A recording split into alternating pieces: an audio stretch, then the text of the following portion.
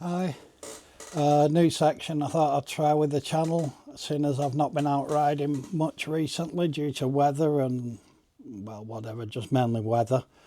It's called Brew Time Chat, and I got the idea from a vlogger called the Haggis Whisperer.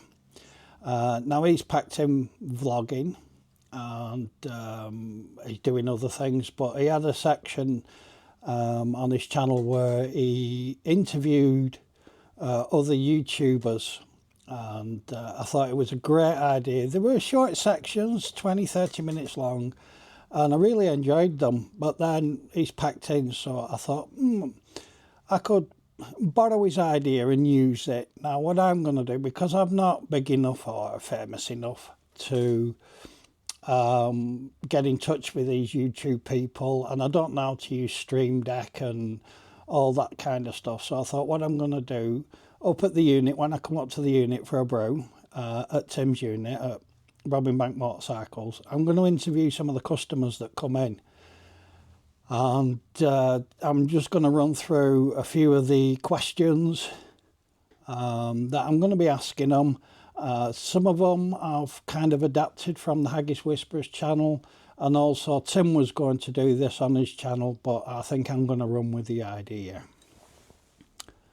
So, like I say, it's called Brew Time Chat. Here's the brew. Time for a chat. So the questions are going to be, up to now I've got 7 questions, and they can be as long or as shorter an answer as the customer wants, or the interviewee wants to reply with. So I thought, right, first question, how long have you been riding?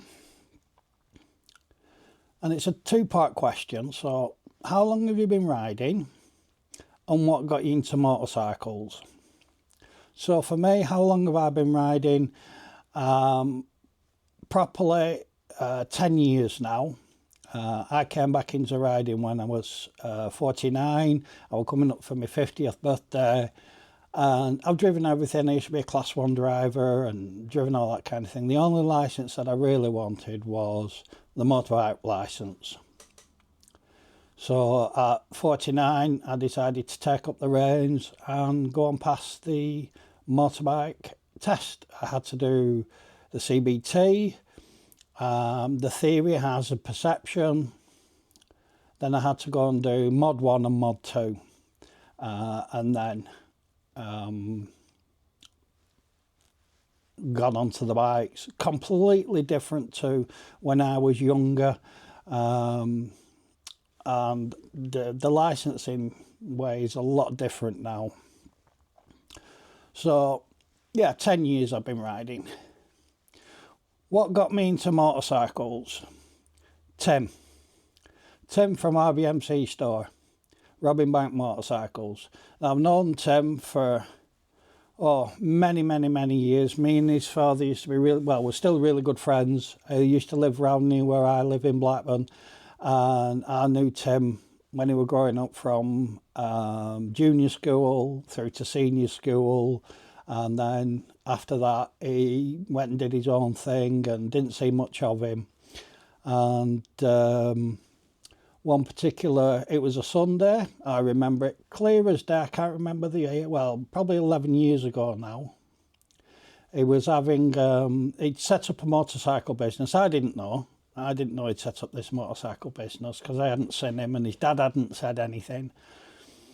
So I got a text message. I was out shopping with my daughter Emily, and I got a text message from Tim.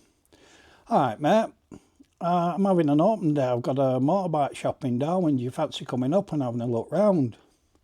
Well, I was like, do you fancy going up, Emily? She went, yeah. And so we came up to Darwin, and he had it all set up. He had bands here, he had marquees here, his workshop that I'm sat in now. This part of where I'm sat in the way is the shop area, but it used to be the workshop. And on the ramp was a GPZ 500 for sale. I wanted 150 quid for it. And I said to Emily, I said, I was looking round and he was very spicy, he'd nothing compared to what he's got now. Anyway, I got talking to Tim and yeah, I was like well impressed. And I went to Emily, I said, I'm going to buy that bike. I could have bought it there and then. But she tapped me on the shoulder, she went, Dad, you can't do that anymore. You've got to do it properly and go and get a licence. So that's what I did.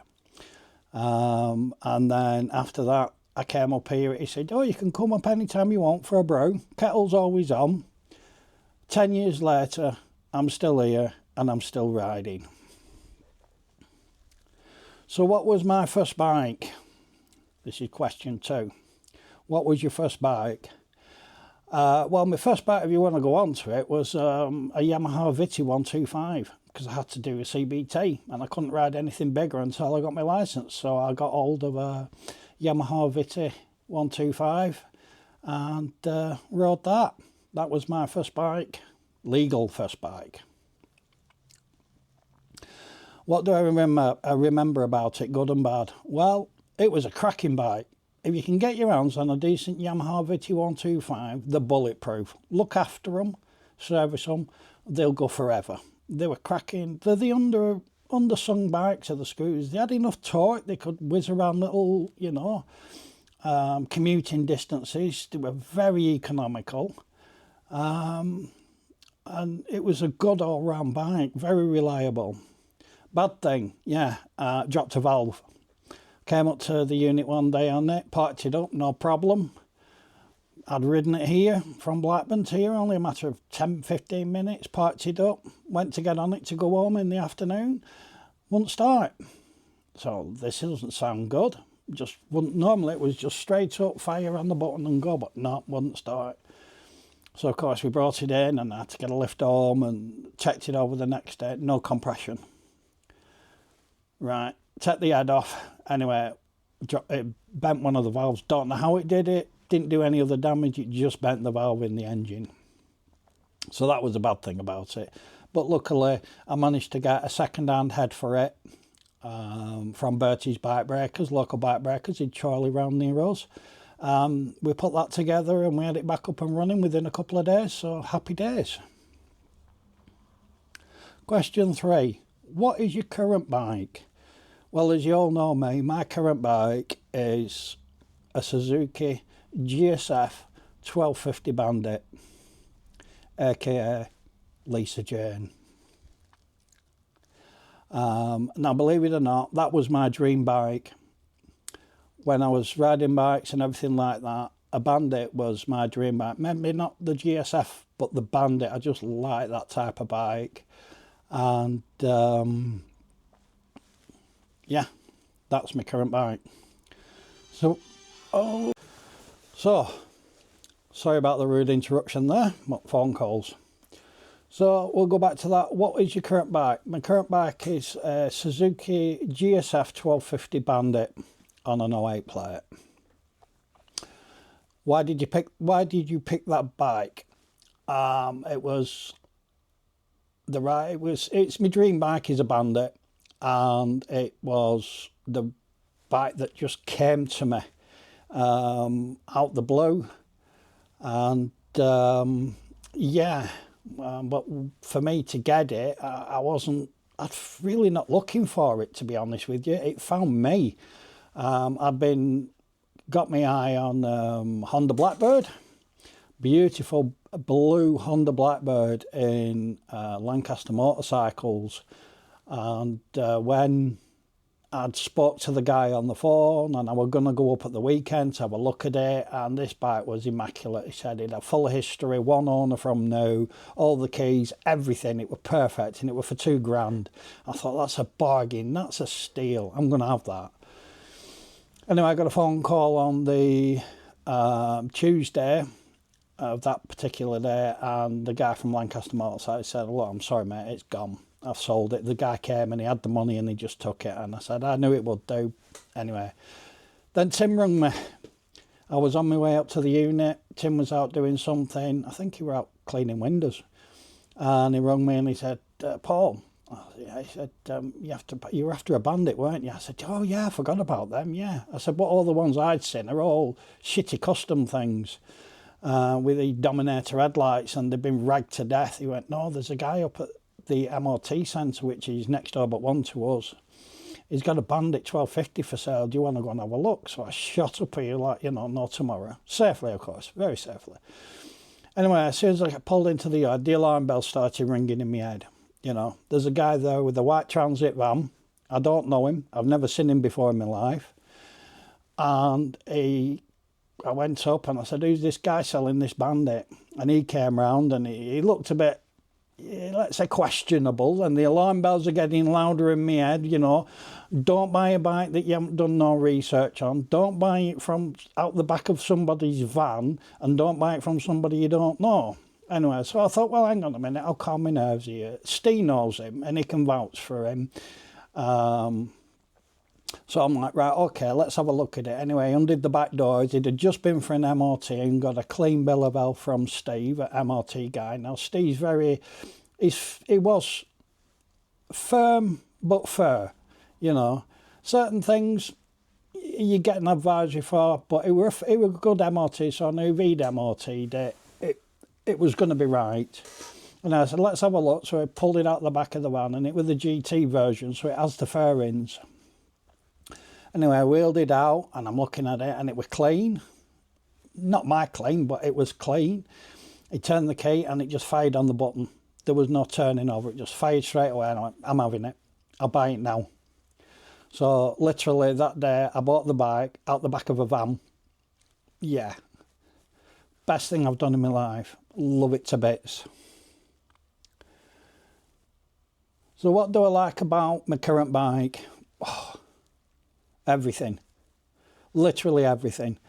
It can cruise all day. I've been to the south of France on it with my mate Steve. Been up to Scotland twice on it with my wife. It just goes. It never missed a beat. We've had it in... It's just a good all-rounder. The slight thing that I would say about it was it's a little bit heavy, because they are. What I found originally with this is... I don't know, see, I'm getting off. It's what are the good and bad things about it. So the good things, yeah, I just love it. It's got torque for days. Plenty torque. It's plenty fast enough for me. You know, it's no rocket ship. You know, it's no sports bike. It's a sports tourer, and that's what it does extremely well. Look after it, and she's served me well.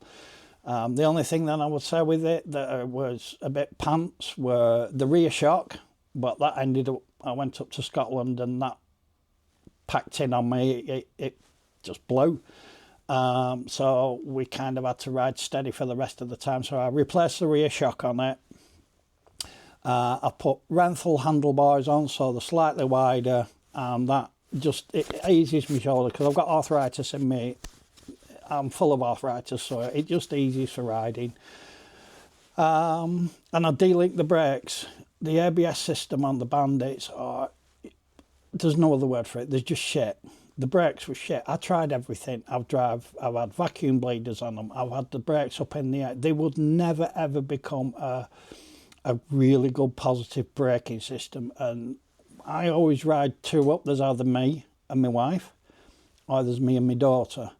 And I always felt the braking system on the Bandit let it down so badly. I replaced ABS sensors. I replaced ABS pumps. I've replaced everything with the bike, with the, you know, for that ABS, and it was just rubbish. It was like squeezing a plum. It was that bad. So I de-linked it, and I put straight lines in, and it's the best thing I've done. Made personally, that's the best thing I've done to the bike. It's such a more efficient way of stopping. When you pull the brake, you know the bike's going to stop now. So that's what I've done to it. And yeah, I'm just getting my questions back up. So yeah, that's what I like about it, and that's what I don't like. Oh, I put a sergeant seat on it. Excellent seat. What is the good, question 3, what is the good thing about riding? Freedom, peace of mind, and the adventure. This is it's just, that's what it's about. You once you get on the bike, you get out into the countryside, or you get out, you know, away from people, away from traffic, and you go out. I mean, I ride around the Yorkshire Dales and the Lake District, and when you get up there, it's just bliss. It's just an absolute bliss, peace of mind, and the freedom. You're in the moment.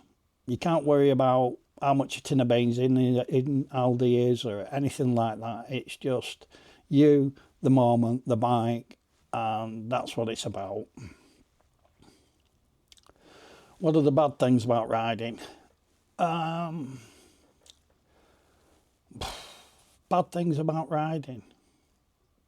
I mean, I could say the obvious. You always blame other drivers, don't you? But if you've been, I mean, I've been driving and riding all my life, so you've got a lot of road sense, and you pick it up and you learn to ride, and you've got to accept that people are going to make mistakes. We all make mistakes on the road, you know, but as a rider, we tend to come off the worst if we're involved in an accident.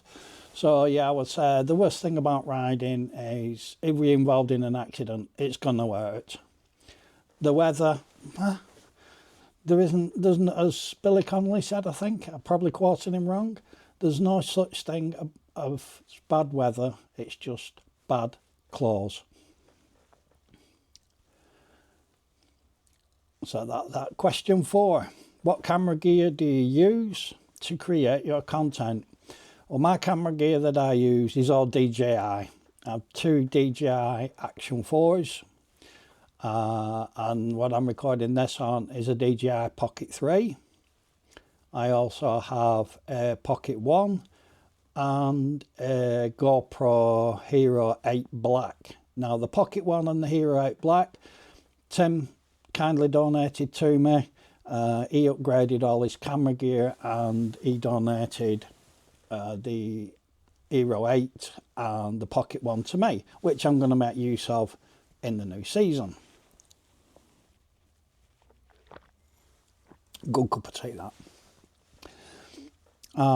So yeah, I have the 2 actions, the 3, the Hero 8 and the Pocket 1. Used to have drones, but I don't use them. I've sold them. I don't do drone flights anymore. There's too much. I'd rather ride than stop and fly a drone. I'd rather just ride around and enjoy the scenery, so I never got to use them. So what film editing software? This is question 5. What film editing software do you use? I use Filmora. I just got the latest Filmora 15. For me, it's easy. I've tried DaVinci Resolve, but I like to add things like, I think they call them stickers, you know, where it says, if you like this video, consider subscribing, that type of thing. I don't put a lot in like that, but Filmora is just easy to do. It's like drag and drop. There's a lot of AI features in it that I don't use. There's a lot of, I don't know, I don't use it to its full capability, but it does me for my videos. So yeah, Filmora. Yeah, it's a subscription based one. You know, you've got other ones out there like DaVinci Resolve that everybody gets. It's like 200 quid or more. I don't know, 200 odd pound. I don't know. You have to look. But I found DaVinci Resolve a little bit too. I mean, it wasn't overwhelming, but you had to go hunting for stuff. Like if you want a title for your video, if you want this, you had to go hunting, and there was a steep learning curve. Now with Filmora, it's just there. Everything's there. You click on stuff, it's easy to use, and yeah, horses for courses. Filmora. So number 6. What is some advice you will give to a new rider? Well, the obvious one really, gear. Buy the best gear. If you're going out and you're getting a bike, make sure. I mean, legally you have to have a helmet. That's all you legally need to have. But definitely get the gear. You know, if you're riding a 125, you know, textiles will suffice, but just wear gear, wear boots. because yeah, that's it. And I know we all bang on about it, and I know it's a thing, but yeah, advice: get some gear, get the best gear that you can afford. You know, you can pick up, gloves and stuff like that. If you got money to buy a bike, then you've got money. You must have money to buy the gear to ride it with. Otherwise, you're going to be in a world of pain if you come off. And then after that, I think another piece of advice is extra training. Now, I know young people, I'm saying young, I'm bloody 60. So younger people, you're fearless. It's never going to happen to me. Blah, blah, blah. You're the ones that are going to end up coming off because you overestimate your capabilities, should we say. You ride beyond your means. Extra training. But don't go with your mate that's going to do wheelies down the road and do stupid things. Go with a sensible mate, somebody that rides sensibly and can show you the ropes, because that's what I found when I came back, because I thought I can get on the bike and ride it, and I proved that I went for my test and passed it. But you're only riding to test standard. You're not actually learning to ride a bike. There's a lot more into riding a bike than passing a test. So for me, I was speaking to Tim and he's young, and it's very difficult for a rider to explain if he's taught himself. He just does it. It's a natural thing. He'll go into a corner, he knows which line to take, and he goes into a bend and he knows where to brake and about braking and things like that. So, again, go out and take extra lessons. Look at doing things, and I know you're going to say they're old men things, but they're not. They are worth the weight in gold. Is advanced riding. It's not just for old dodderers like me. It's for young people as well. It will show you and teach you how to ride safely on the road. It's not going to make you ride like Rossi, but it'll make you smoother. And a smooth rider is a quicker rider. So yeah, just some form of training and get out with somebody, ask questions, ask riders, ask all the riders different questions, but don't take their advice as the God's honest truth, and stay away from watching YouTube videos, because all you see is idiots pulling wheelies up and down the motorway and shit like that. We don't do that in UK, because if you get caught, you lose your licence, you get banned. So yeah, extra training, gear. Them are the two things I would say. And look after your bike. Learn about your bike. Learn everything you can about it. Chain, tyres, oil, servicing intervals, things like that. Look after it. If you look after your bike, it'll look after you. Trigger said, look after your Brew. So that's 6.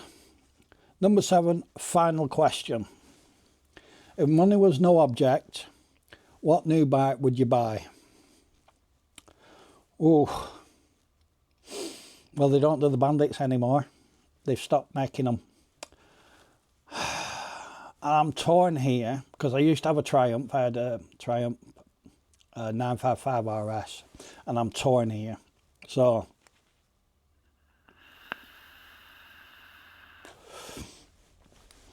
I'd either go for a Tiger 1200. Now, they all, I don't know, I'll have a look. The Tigers, so they're either a 1200 or a 1250. I like Tim's Tiger, that's a cracking bike.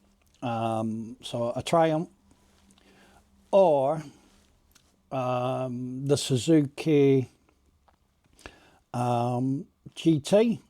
I do like that. The only thing that I'm a little bit concerned about that, the GT doesn't have a centre stand. And I don't know why manufacturers are doing. Well, I do know. I have an idea, I think. They don't have centre stands. And for a sports tourer or any touring bike, you need a centre stand, because you've got things like chains to look after and they need oiling and stuff like that. So put a centre stand on it. But they don't come. And I think the reason why they don't come is because they have the low underslung exhaust, which sits where the centre stand will be. So I probably have to have a look at the GT and see whether it could be supplied with some form of different exhaust on it. I don't know. But yeah, the Suzuki, I can't remember what is it now. Is it a 1300? 1200? 1100? Anyway, it's a new Suzuki GT. I think that's a really nice bike. It keeps it's that same sports tourer as mine, or the Triumph Tiger 1200, 1250. That's the bikes I would buy. You know, I've not got the body for a sports bike. I love the look of a Ducati. I love the look of all the nice bikes, the custom bikes and things like that. But I don't have a sports bike body, so sports tourer for me. No BMWs. No. Wouldn't have a BMW. No. They're just not my cup of tea. So yeah, that's it. So I hope you've enjoyed this little section. I don't know how long it's going to be. I think it's probably going to be I'm going to try and cut it down to about 20 to 30 minutes, but I'll have a look at this when I get back home and see how we go on. But for my first talking head, it wasn't really that bad. I think it's because I had something to discuss. So, thank you all. Until next time, stay safe. Keep it shiny side up, and I'll catch you on the next one.